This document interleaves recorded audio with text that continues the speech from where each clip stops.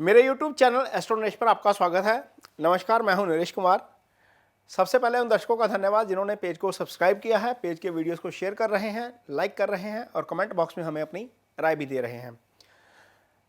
इस 30 अक्टूबर को राहु और केतु का गोचर होने जा रहा है। ये राहु और केतु छाया ग्रह हैं, इनका फिजिकल अस्तित्व नहीं है, लेकिन ये कुंडली के जिस भाव में होते हैं उस भाव के मुताबिक असर करते हैं। जिस भाव में जो राशि पड़ी है उस राशि के मुताबिक असर करते हैं। मान लीजिए कुंडली में गुरु की राशि में है तो गुरु के मुताबिक परिणाम करेंगे, भाग्य स्थान में विराजमान है तो भाग्य स्थान के मुताबिक परिणाम करेंगे।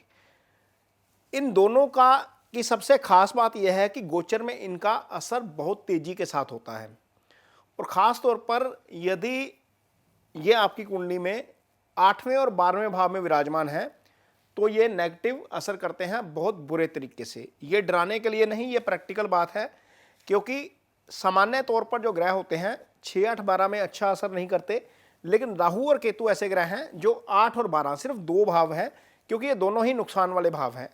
8वां भाव आयु का भाव है, सडन लॉस का भाव है। 12वां भाव आपके अपने क्षय का भाव है, मोक्ष यहीं से देखा जाता है। तो इन 2 भावों में जब ये आ जाते हैं आपकी कुंडली में और दोबारा गोचर में भी इन भावों में आ जाते हैं तो फिर आपको उसका नुकसान होता है, क्योंकि 3, 6, 11 में तो ये अच्छा ही रिजल्ट करते हैं, तो छठे भाव में तो कोई दिक्कत ही नहीं है। वैसे भी पाप ग्रह जब 3, 6, 11 में होते हैं तो लगन मजबूत हो जाता है, वैसे भी, और गोचर में भी 3, 6, 11 में पाप ग्रह अच्छा असर करते हैं, लेकिन 8, 12 में परिणाम अच्छा नहीं होता। तो जब राहु और केतु गोचर करेंगे तो एक घर के लिए अच्छा परिणाम करेंगे, दूसरे घर के लिए, उसी राशि के लिए खराब परिणाम भी करेंगे। तो आज ऐसी 4 राशियों पर चर्चा करेंगे जिनके लिए राहु और केतु का गोचर अच्छा नहीं है। 2 राशियां राहु के लिए अच्छी नहीं होंगी, 2 राशियां जो हैं वो केतु के गोचर के हिसाब से अच्छी नहीं होंगी। तो सबसे पहले बात करेंगे मेष राशि की। मेष राशि में ही इस समय राहु और केतु का गोचर हो रहा है, राहु का गोचर हो रहा है और गुरु भी जो है वो साथ में ही गोचर कर रहे हैं। अब लगन के ऊपर से राहु का गोचर अच्छा नहीं होता, सप्तम के ऊपर से केतु का गोचर अच्छा नहीं माना जाता, हालांकि केंद्र में है लेकिन अच्छा नहीं माना जाता। अब होगा क्या, राहु 12वें भाव में चले जाएंगे 30 अक्टूबर को, ये रहेंगे 18 मई 2025 तक, 18 महीने का ये गोचर होता है। केतु थोड़ा सा शुभ हो जाएंगे क्योंकि छठे में आ जाएंगे, केतु का गोचर छठे में शुभ होता है, लेकिन राहु 12वें जाकर जो है वो परेशान कर सकते हैं। यहां पर आपको थोड़ा सा मेष राशि के जातकों को ध्यान देने की जरूरत पड़ेगी, क्योंकि 12वें भाव में, 12वां भाव पहली बात तो खर्चे का भाव है, दूसरी बात 12वां भाव आपके अपने क्षय का भाव है, यानी कि मोक्ष यहां से देखा जाता है, जैसे कि बताया गया है। हॉस्पिटलाइजेशन यहां से देखी जाती है, जेल यहां से देखी जाती है, आपकी एक आंख का विचार यहां से होता है। तो यहां पर ये जो सिग्निफिकेंस है, ये सारे नेगेटिव सिग्निफिकेंस है। विदेश यात्रा इसी भाव से देखी जाती है। सिर्फ एक पॉजिटिव चीज़ है आज के ज़माने में, पुराने ज़माने में तो विदेश जाने को भी सज़ा माना जाता था कि आप घर से दूर जा रहे हैं। आज की डेट में चलो खैर ये परिस्थितियां बदल गई हैं, विदेश भी यहीं से देखा जाता है। अब 12वें भाव में राहु जब गोचर करते हैं तो 12वें भाव से राहु की एक दृष्टि जाती है आपके चौथे भाव के ऊपर, जो आपकी माँ का भाव है। यहाँ पर ये सुख स्थान है बेसिकली कुंडली में।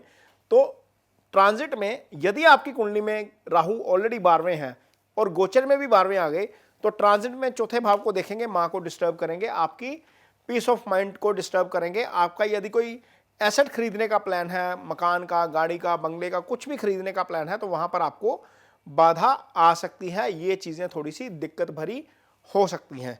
चूंकि मेष लगन की कुंडली है आपकी, तो राहु जिस राशि में होते हैं उस राशि के मुताबिक परिणाम करते हैं। तो मेष लगन के लिए या मेष राशि के लिए 9वें स्थान में गुरु हैं, भाग्य के भी फल करेंगे गुरु यदि कुंडली में है, क्योंकि उन्होंने दोनों फल करने हैं, भाग्य के भी फल करेंगे और इसके भी फल करेंगे। लेकिन चूंकि अष्टम को भी देखेंगे, चौथे भाव को भी देखेंगे, इन 2 घरों के सिग्निफिकेंस डिस्टर्ब हो सकते हैं। 12वें में उसकी फलों की हानि कर देंगे, भाग्य के फलों की भी हानि कर देंगे। तो यहाँ पर 8वां भाव आपकी सीक्रेसी से जुड़ा भाव है, आपकी प्राइवेसी 8वें भाव से आती है। आपके जितने पासवर्ड्स हैं, चाहे वो बैंक का पासवर्ड है, सोशल मीडिया अकाउंट का पासवर्ड है, आपका कोई सीक्रेसी है, कोई रिलेशनशिप को लेकर सीक्रेसी है, वहाँ पर वो लीक हो सकती है, क्योंकि राहु का काम है शरारत करना। तो यहाँ पर जब नेगेटिव गोचर में आ गए तो इन चीज़ों को लेकर दिक्कत हो सकती है। गाड़ी थोड़ा सा धीमे चलाइएगा, वाहन में दुर्घटना का योग बनता है, क्योंकि राहु अष्टम को देख रहे हैं, 12वें में बैठे हुए हैं। तो ये चीज़ें थोड़ी सी दिक्कत वाली होंगी मेष राशि के जातकों के लिए। 12वें भाव के सिग्निफिकेंस, 8वें भाव के सिग्निफिकेंस और चौथे भाव के सिग्निफिकेंस नेगेटिव हो जाएंगे। हालांकि केतु का गोचर आपको शुभ परिणाम भी देगा। छठे भाव में केतु दुश्मनों का नाश करेंगे, रोग ऋण शत्रु से मुक्ति भी दिलवा सकते हैं, लेकिन राहु का गोचर आपके लिए शुभ नहीं है। जो दूसरी राशि है जिसके लिए राहु का गोचर शुभ नहीं है वो है सिंह राशि। सिंह राशि के लिए केतु दूसरे भाव में चले जाएंगे, राहु अष्टम में आ जाएंगे, इसके लिए केतु भी शुभ नहीं रहेंगे। तो जब राहु अष्टम में है तो अष्टम, चूंकि हमने चर्चा कर ली है कि अष्टम स्थान आपकी सीक्रेसी का भाव है, आपके सडन लॉस का भाव है, आपके इन लॉस की एसेट्स का भाव है ये, तो यहाँ से संबंधित आपकी सीक्रेसी का भाव है, तो यहाँ से संबंधित परिणाम जो है वो नेगेटिव हो सकते हैं। सबसे पहली बात तो आपको गाड़ी धीमी चलानी चाहिए, आपको उसका नुकसान हो सकता है। यदि आप गाड़ी तेज चलाते हैं, ध्यान नहीं रखते हैं, ध्यानपूर्वक नहीं रहते हैं, तो दुर्घटना का भय इन 18 महीनों में बना रहेगा। एक दृष्टि जाएगी 12वें भाव के ऊपर। 12वें भाव के ऊपर जब राहु की दृष्टि जाती है तो आपका खर्चा बढ़ता है। खर्चे बढ़ाने वाला काम राहु करेंगे 12वें भाव को दृष्टि देकर। विदेश यात्रा का यदि प्लान है तो वहां पर सक्सेस जरूर मिल सकती है, लेकिन 12वां भाव आपके लिए हॉस्पिटलाइजेशन का भी भाव है। चूंकि अष्टम में राहु है, अष्टम लंबी बीमारी का भाव है, तो वहां से हो सकता है कि हॉस्पिटल भी जाना पड़े आपको। तो सेहत का ध्यान रखिए, खाने पीने का ध्यान रखिए, क्योंकि केतु दूसरे में है तो आपका मन करेगा, ललचाएगा चटपटी चीज़ें खाने में, कुछ बाहर का खाने में, लेकिन थोड़ा सा नियंत्रण रखिएगा, क्योंकि प्लैनेटरी पोजीशन इस तरह की है कि आपकी हेल्थ कॉम्प्रोमाइज़ हो सकती है, यहाँ पर ध्यान रखने की ज़रूरत पड़ेगी। तो सिंह राशि के जातकों के लिए माँ की सेहत के लिहाज से भी राहु का गोचर अच्छा नहीं है, क्योंकि यहाँ पर भी चौथे को ही देखेंगे, चौथे भाव को ही देखेंगे राहु। जैसे मेष राशि में 4, 8, 12 एक्सिस में जाएंगे, वैसे ही जो है वो आपका सिंह राशि के लिए भी यही स्थिति रहेगी। वहाँ पर भी 8वें बैठकर चौथे और 12वें को ही देखेंगे। तो ये तीन चीज़ें डिस्टर्ब होंगी। माँ की हेल्थ को लेकर इशू हो सकता है, प्रॉपर्टी को खरीदने संबंधी जो प्लान है वहाँ पर बाधा हो सकती है या थोड़ा सा डिले हो सकता है। हो सकता है कि कोई प्रॉपर्टी खरीदने जा रहे हैं, वहाँ पर आपके साथ चीटिंग हो जाए, कुछ ना कुछ आपको प्रॉमिस के मुताबिक डिलीवरी ना हो। तो ये चीज़ें थोड़ी सी सौदा करते वक्त जो है वो प्रॉपर्टी का ध्यान में रखनी पड़ेंगी। तो ये दो राशियां हो गई जिनके लिए राहु जो है वो अच्छे गोचर में नहीं रहेंगे, आपको उसके अच्छे परिणाम नहीं मिलेंगे। अब बात करेंगे केतु की। केतु किन राशियों के लिए अच्छे नहीं रहेंगे? तो पहली राशि है तुला राशि। तुला राशि के जातक वैसे ही बड़े परेशान चल रहे थे, और केतु और राहु का ये गोचर जो है वो एक प्लैनेट जो है उसके लिहाज से तो ठीक हो जाएगा, क्योंकि जब केतु लगन में चल रहे थे या चंद्रमा के ऊपर से चल रहे थे, राहु सप्तम में चल रहे थे, तो उनमें से राहु तो छठे चले जाएंगे, लेकिन केतु 12वें आ जाएंगे। तो 12वें का केतु का गोचर अच्छा नहीं है। 12वें का केतु का गोचर इसलिए अच्छा नहीं है क्योंकि 12वां भाव मोक्ष का स्थान है और केतु मोक्ष के कारक है। जिन लोगों की आयु ज़्यादा है, बहुत ज़्यादा हो गई है, उनकी कुंडली में जब केतु 12वें जाएगा तो वहाँ पर हो सकता है कि उनके साथ कुछ अनहोनी भी हो सकती है। हालांकि भगवान सबको लंबी उम्र दे, लेकिन ये एक सिग्नल आता है एस्ट्रोलॉजी की तरफ से या एस्ट्रो साइकिल में जो इस तरह के संकेत आते हैं कि केतु 12वें चल रहा है, तो बहुत सारी चीज़ें ऐसी हो जाती है जिनकी हम उम्मीद नहीं करते। खैर, 12वां भाव खर्चे का भी भाव है, यहाँ से खर्चे भी देखे जाते हैं। 12वां भाव आपके आइज़ का भाव, एक आइज़ आपकी जो है वो 12वें भाव से देखी जाती है। 12वें भाव से विदेश भी देखा जाता है। तो यहाँ पर जब आप फाइल लगाएंगे किसी विदेश यात्रा को लेकर, वहाँ पर भी व्यवधान पैदा हो सकता है। हॉस्पिटलाइजेशन इसी भाव से आती है, तो थोड़ा सा अपने खान पीन को लेकर ध्यान रखना पड़ेगा, या आपको अपनी ड्राइविंग वगैरह थोड़ी सी ठीक रखनी पड़ेगी। खास तौर पर उन लोगों के लिए दिक्कत की बात है जिनका काम ऐसा है जहाँ पर दुर्घटना हो सकती है। कुछ लोग मशीनरी पे काम करते हैं, कुछ हाइट पे चढ़ के काम करते हैं, कुछ का काम ड्राइविंग से जुड़ा है, लंबे समय तक ड्राइविंग करते हैं, तो वहाँ पर इन चीज़ों का ध्यान रखने की ज़रूरत पड़ेगी तुला राशि के जातकों को खास तौर पर। चूँकि केतु जो है वो 12वें में है, तो चौथा भाव जो है वो केतु के प्रभाव में रहेगा। केतु के लिए चौथा भाव आपकी मदर की हेल्थ का भाव है, मदर का भाव है, चौथे भाव से आपका पीस ऑफ माइंड देखा जाता है। चौथे भाव से हम जो है आपकी एसेट्स देखते हैं, सुख स्थान यही है। कोई भी लग्जरी आप खरीदते हैं, मकान है, गाड़ी है, बंगला है, कुछ भी आप खरीदते हैं वो चौथे भाव से आता है। आजकल तो मोबाइल भी लग्जरी में आ गया, 1.5 लाख रुपए के मोबाइल आ रहे हैं। तो इस तरह की चीज़ें यदि आप खरीदेंगे तो उसको खरीदते वक्त थोड़ा सा ज़रूर ध्यान रखिएगा, आपके पेपर्स जो हैं वो प्रॉपर होने चाहिए, नहीं तो संभव है कि कोई व्यवधान पड़ जाए या कोई चीटिंग कर जाए। सीक्रेसी आपकी लीक हो सकती है, चूँकि केतु अष्टम को देख रहे हैं। अपने पासवर्ड जो है वो कायम रखिए प्रॉपर।